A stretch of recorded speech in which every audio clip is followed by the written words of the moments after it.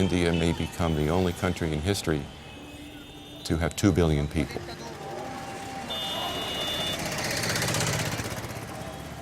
The highest birth rates in the country are in the poorest states and in the poorest areas of the poorest states. And those states just happen to be by far the largest in population. India's birth rates remain high enough to expand its population. It's also growing because it's a young country.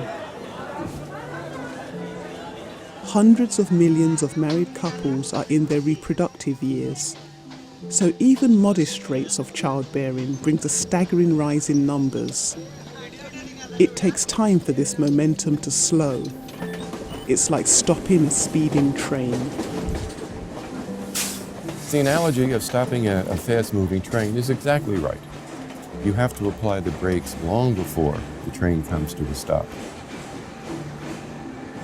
Population growth does the same thing. Very early marriage, and not just early, but very early, is quite commonplace.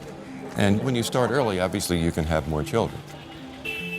So what you have is a kind of bulge moves through the population, and the growth continues on and on for decades. So it does not come to zero growth just because people start to average 2.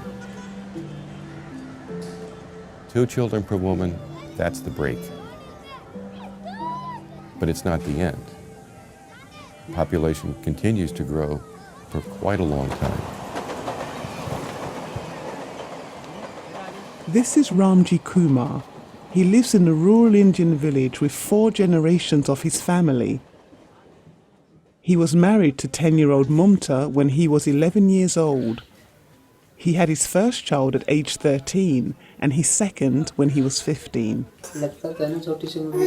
My family decided my marriage and I have no option to deny it. Early marriage and large families are a tradition throughout India, especially in the rural areas.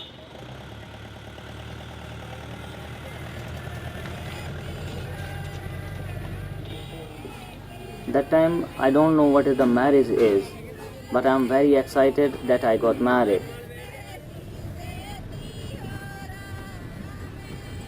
To be able to provide for his family, Ramji works long hours.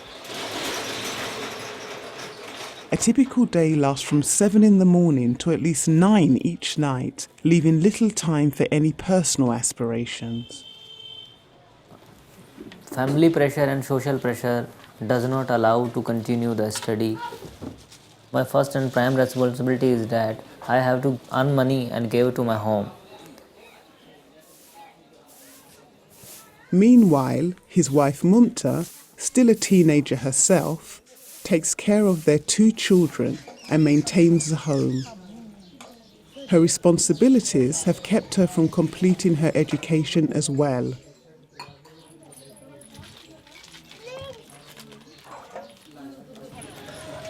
Ramji and Mumta are part of the largest generation in history, 1.2 billion people. Their collective appetite for food and resources will put pressure on the planet and raise questions about humanity's ability to feed itself. We've been very successful through the Green Revolution and other things in learning how to feed now 7 billion people. But the problem is, it's come at huge environmental cost. Agriculture right now is the single most transformative thing we've ever done to the planet, and probably ever will do, even including climate change. Much of India's commercial agriculture is centred here, in the state of Punjab. But decades ago, farmers were unable to keep up with the country's demand for food. Famine seemed inevitable. In the middle of 60s, we had to import in 1 year about 13 million tons of food grains.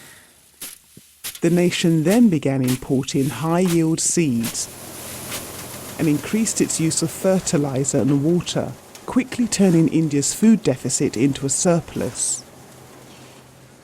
These new farming techniques became known as the Green Revolution and have successfully fed India's population until now. The Green Revolution, whereas it solved the problem of food shortages, it has also created many, many problems. We are growing 1 million hectare more than what the water balance can take. This means that India's farmers are borrowing against the future, pumping underground aquifers faster than they can be recharged.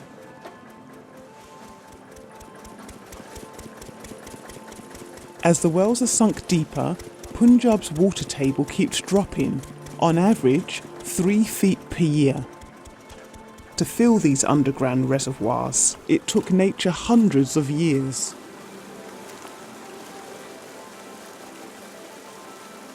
They are pumping out 1,000 years old water.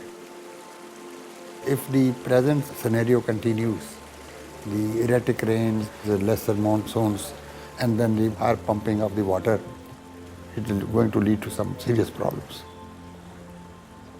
Ultimately, if this race keeps on, the day is not very far when the population will overtake production. Aid agencies and non-profit groups take this risk seriously.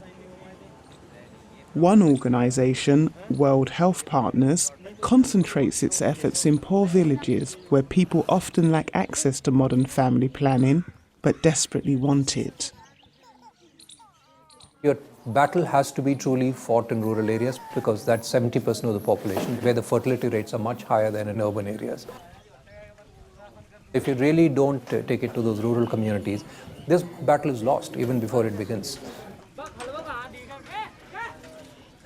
Clients are saying in study after study that they want to plan the family, they want to have a limited family size so that they can use their resources better or more optimally. After having 2 children, Ramji realised he couldn't afford to support any more. At age 15, he decided it was time to act, going against tradition, culture, and even the wishes of his own mother. Mamta was surgically sterilised at 15 years old. She will never get pregnant again.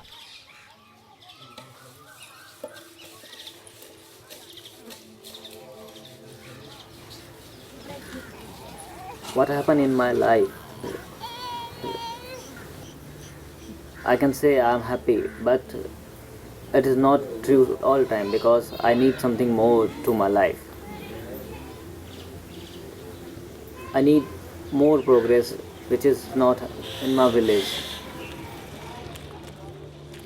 Across India, people like Ramji are searching for ways to improve their future. More families are choosing to have fewer children, but birth rates aren't dropping fast enough to slow the country's rapid growth. The Green Revolution bought India some extra time, helping nourish a starving nation. But it's reaching its limits, raising questions about India's future at a time when there are even more mouths to feed.